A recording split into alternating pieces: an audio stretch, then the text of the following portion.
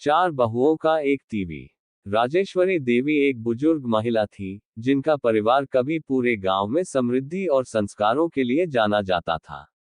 उनका एक बड़ा घर था, पुरखों की हवेली, जिसके चारों तरफ खेत खलिहान थे।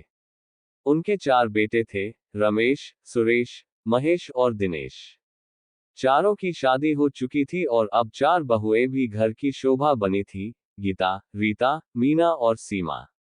समय के साथ परिवार बढ़ा, बच्चे हुए, जिम्मेदारियां बढ़ी और साथ ही बढ़ी इच्छाएं, अपेक्षाएं और एक अदृश्य खींचतान।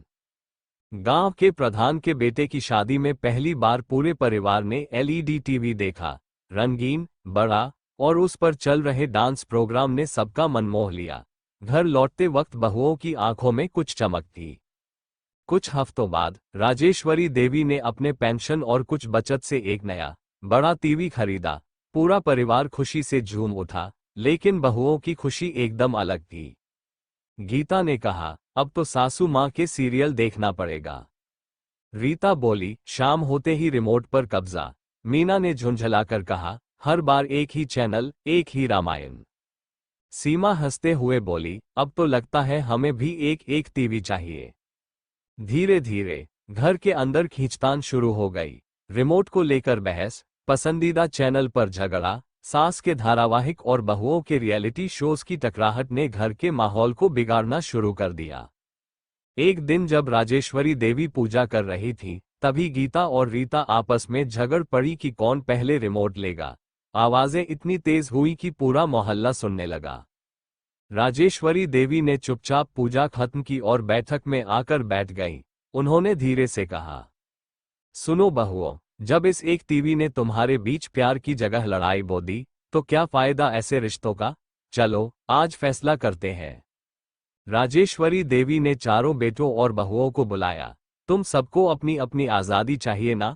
टीवी भी चाहिए, रिमोट भी चाहिए, तो लो, मैं ये हवेली 4 हिस्सों में बांट देती हूँ। सबको अपना हिस्सा, अपना कमरा और हाँ, अपना टीवी भी ले लेना।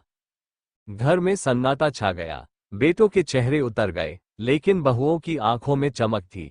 अब वे अपनी मर्जी से टीवी देख सकेंगी। अगले ही दिन घर के बीच में दीवारें खींच गईं।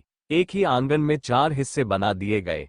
हर हिस्से में एक छोटा सा किचन, एक कमरा और सबसे जरूरी एक एक टीवी। शुरुआत में सब खुश थे। अब कोई झगड़ा नहीं था, ना कोई टोकने वाला। बहुएं अपनी पसंद का टीवी देखती, खाना अलग बनता, समय अलग बीतता। लेकिन कुछ ही महीनों में एक नया एहसास हुआ, अकेलापन। जहां पहले सब मिलकर खाना खाते थे, अब बर्तन भी अलग हो गए। बच्चों की हंसी, जो पूरे घर में गूंजती थी, अब दीवारों में कैद हो गई। राजेश्वरी देवी अब अकेले अपने कमरे में बैठी रहती।